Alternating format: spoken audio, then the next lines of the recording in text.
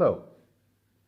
Today I'm going to talk to you about multimodal discourse analysis, which is a contemporary perspective and branch within discourse analysis. I will start by contextualizing it, that is, by situating it within its sociocultural and epistemological context. Then I will discuss some of its theoretical foundations and assumptions. And later, I will present some examples, some case studies, and maybe I will discuss with you how we can implement multimodal discourse analysis on different kinds of contemporary discourse. And later, hopefully, I will finish by evaluating its merits and its flaws.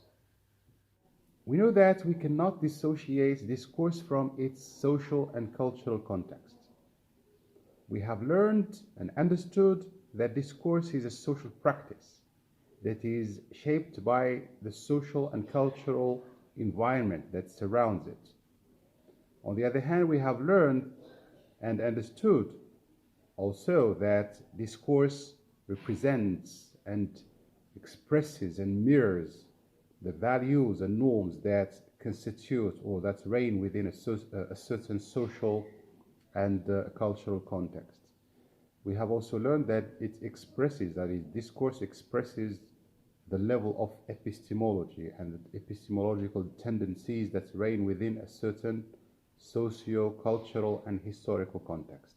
Now, if we think a little about the postmodern era in which we live nowadays, we see how postmodernity has transformed the structure and configuration of discourse, just as it has metamorphosed our modes of life and so on. Features such as multiplicity, fluidity, mobility, complexity, multidimensionality, diversity, inclusiveness, relativity. These features have been introduced to our everyday practice and our everyday perception of things. Even understandings nowadays have become more interpretive and more inclusive, more considering other factors and other parameters. So meaning nowadays is more constructive than ever before. And our modes of discourse nowadays are multimodal. Second, and related to what I've just said, is the fast-paced growth in technologies and modes of expression and modes of representation. And this growth that has had dramatic impacts on how we produce, encode, impart, interpret, and reproduce everyday discourse. We are now surrounded and overwhelmed by multiple modes of expressions, and language alone is not the only vehicle of discourse. Language alone is not the only way we use to communicate. It is not also the only way we represent our identities and we perform them. And there are other modes that intervene, that have imposed themselves. Images and videos have become central in our social communication, and they have become very strong vehicles of meaning. Whether we want it, we have all turned visual. We have all turned to the visual sphere. We are hooked and addicted nowadays to our screens, to TVs, tablets, laptops, smartphones, you name it.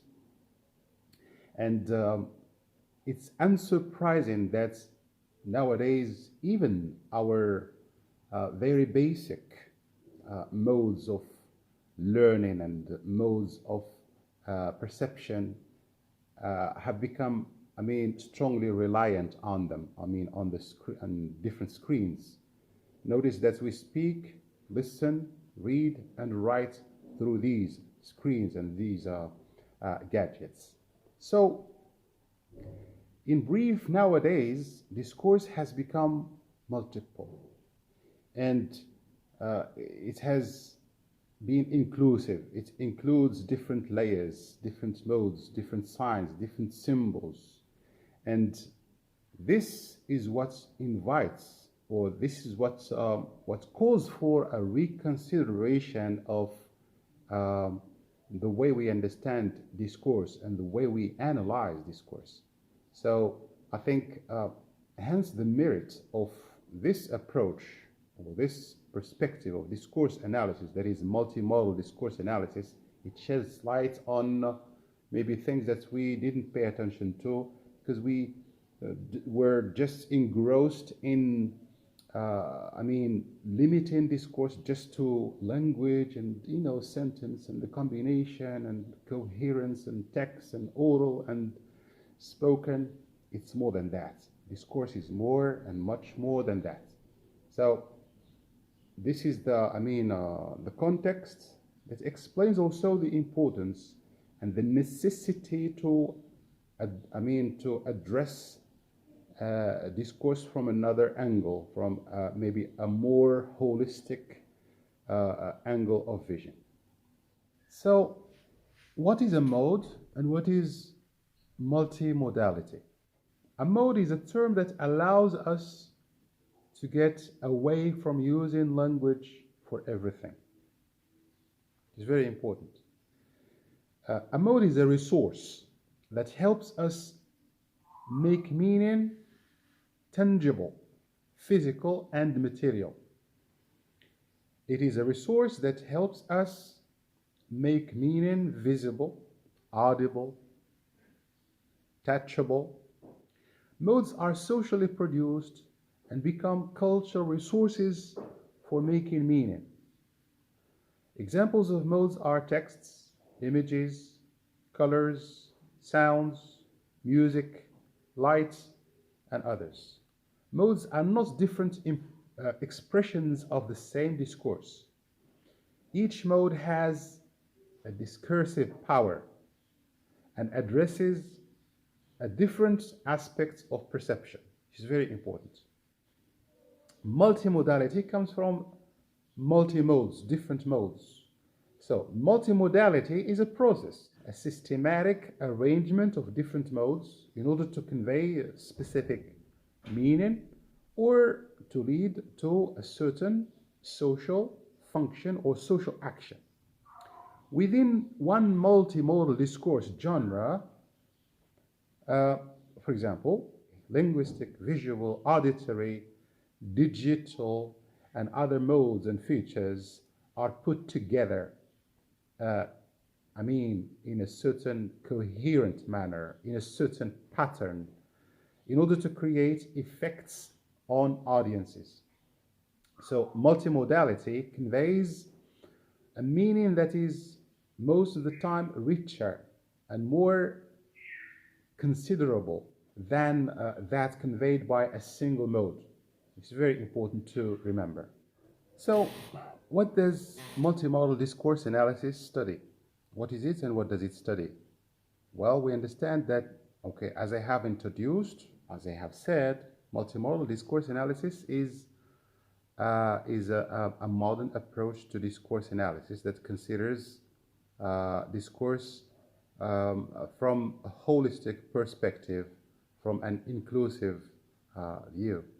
Considers how texts draw on modes of communication such as pictures, film, video, images, sound, color, and other effects in combination with texts and words in order to make meaning. So this approach examines print genres as well as genres such as web pages, for example, film, posters, television programs, trailers, etc. It considers how multimodal texts are designed and how semiotic tools such as color, framing, focus, positioning of elements, these elements contribute to the making of meaning in these texts. So it's about the coherence, it's about how different modes are arranged in a certain text in order to convey a certain meaning. Because of this multiplicity, again, we will find that multimodal discourse analysis draws on a large set of theories. Some of them are old, not in terms of age, but they have already been used in different distinctive and exclusive domains of scholarship. And here we can talk about, for example, textual analysis, for example. We can talk about semiotics and the study of meaning and signs and so on. We can also talk about pragmatic speech acts theory, genre theory, framing, for example, media studies. Some of the new maybe approaches can be like, for example, image analysis, film analysis that draws on film theory, and other theories that have been introduced with the advent of modern technology and the digital era, for example, media theory or media theories, in fact, and interactive theories and network theories and so on. Maybe the bottom line of all these theoretical foundations is a set of assumptions that may be summarized by Jarrett 2009. And well, the first of these assumptions is that language is part of an ensemble of modes. The second one is that each mode of communication realizes a different meaning. And these modes are not just supportive to language, but they themselves have a certain discursive power that they share within a certain genre of discourse. The third assumption is that there is a lot of interaction that goes on between these different modes within one discourse genre. Fourth assumption is that meanings that are made by the use of multimodal resources are, like language itself, social. In other words, when we talk about image, for example, image is a social sign or is a social discourse. It is shaped by the society and culture in which it is produced. When we talk about film, for example, it is representative of its culture and society. So even the meaning we make out of them is also social, just like language. One of the most important founders of multimodal discourse analysis is Halliday. Halliday actually describes three types of social meanings. The first one is what he calls the ideational meaning, that is the idea that text is about, what is the topic of the text. The second one is the interpersonal or interactional meaning, and here it's very important is how the text interacts with its audiences, with its readers or viewers or analysts maybe. And number three is the textual meaning. The textual meaning is about how the text is structured, what kind of coherence can we talk about within the text.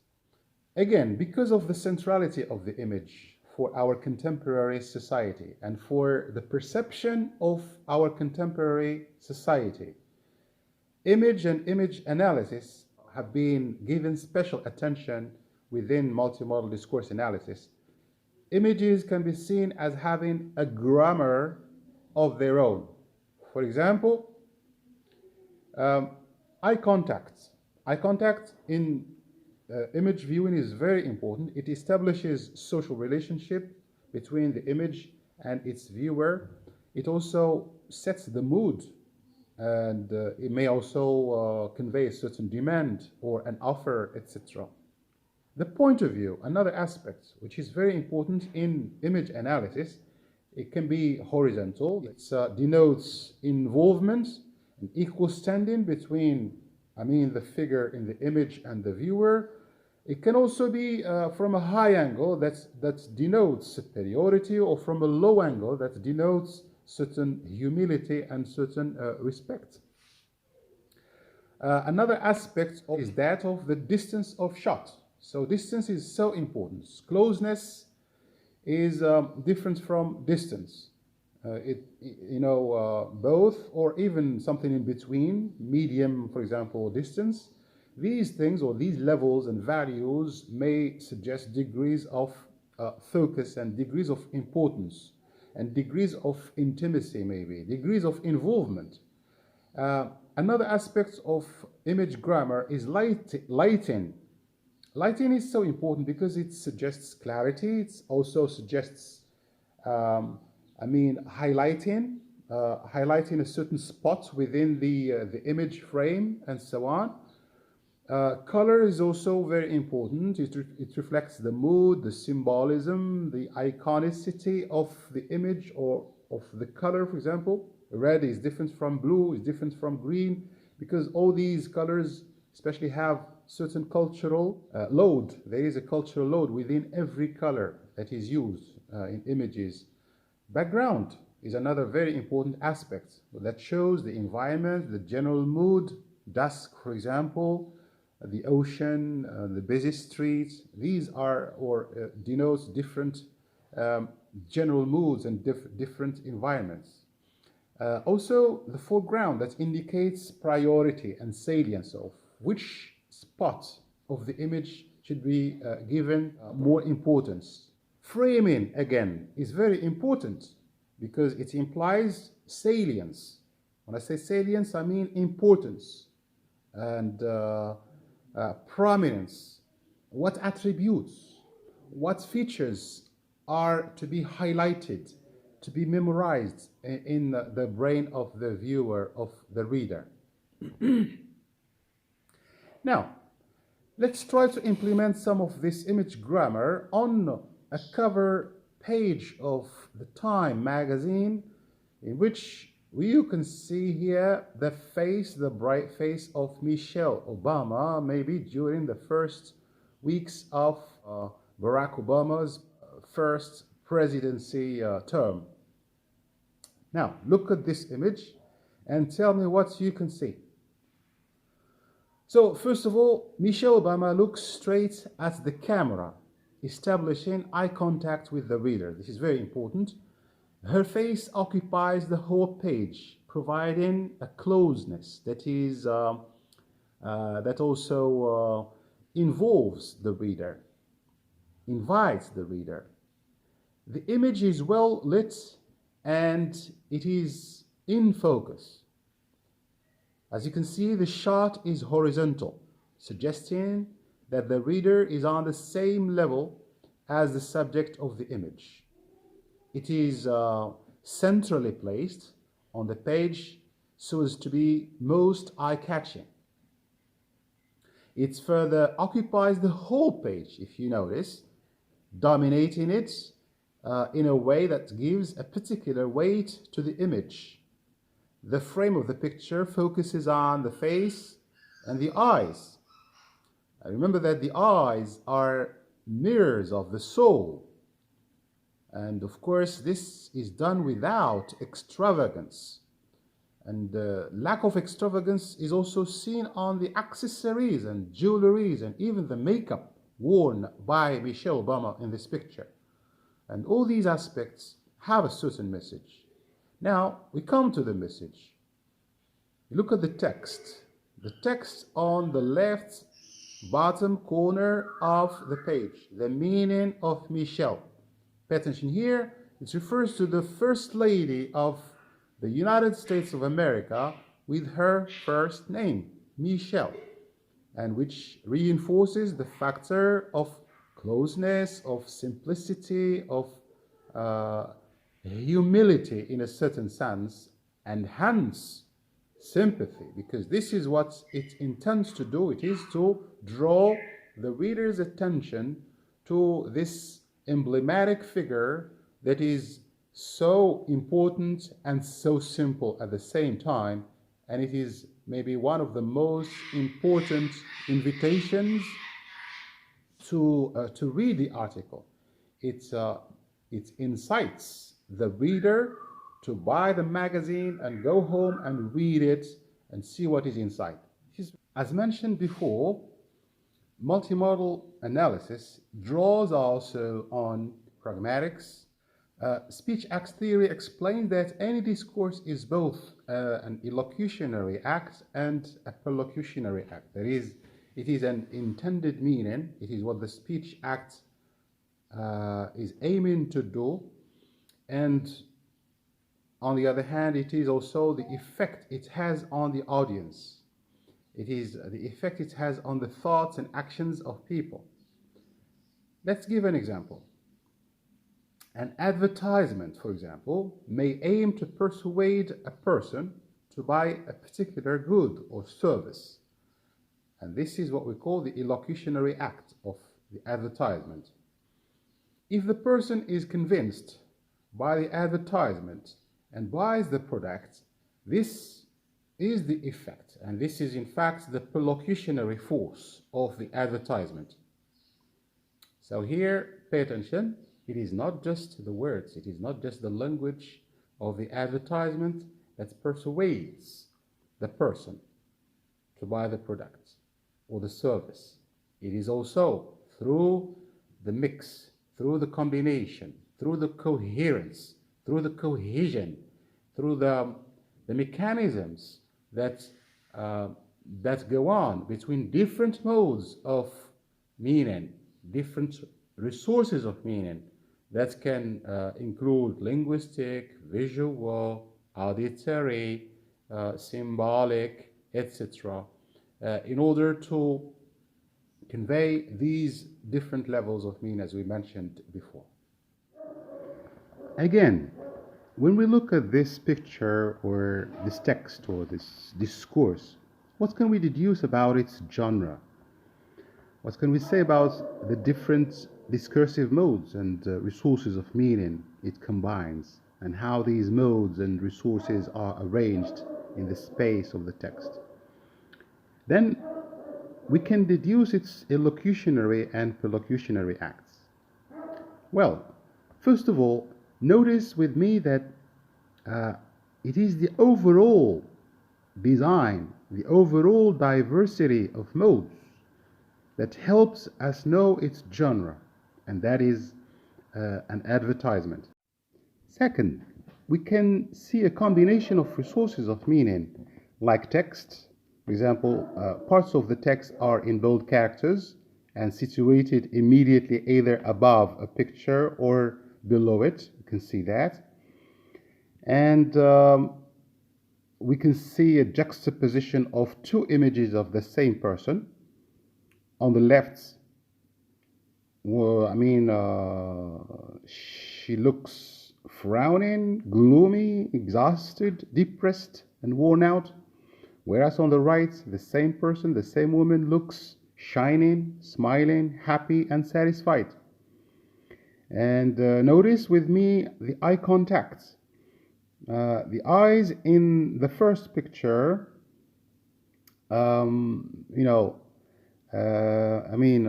one on the left, they look down, denoting profound worry and perplexity, for example. Whereas the ones on the right are wide open. They look straight to the camera, and through the camera, of course, they look straight to the audience. It's like the woman is addressing the audience, telling the audience that this is the right one. Something else to add here is a very smart technique of guiding or guidance.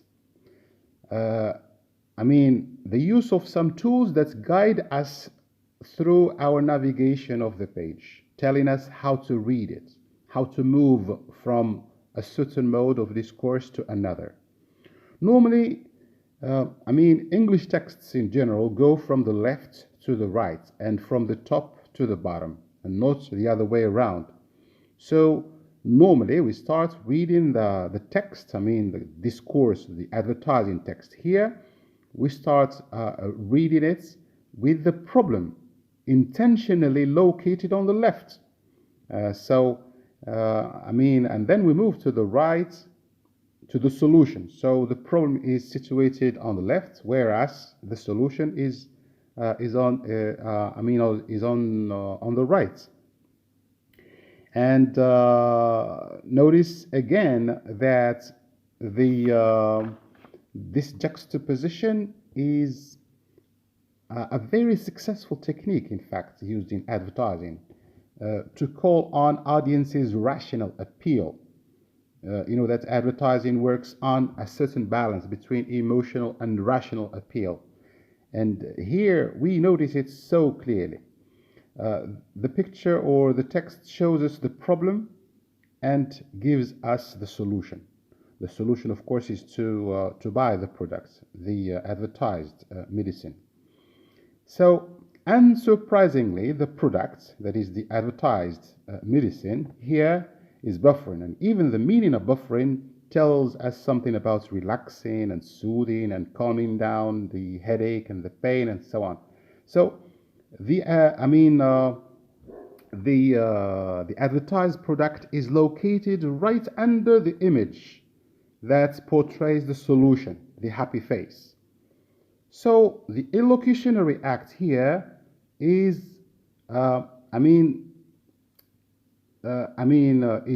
to buy the product. This is the intended meaning, and the perlocutionary force it entails is of course contingent and dependent on the viewer's conviction of the product, whether to buy it or not. The same system of analysis can be applied to read other examples of ads, combining text, image, color, features, and so on.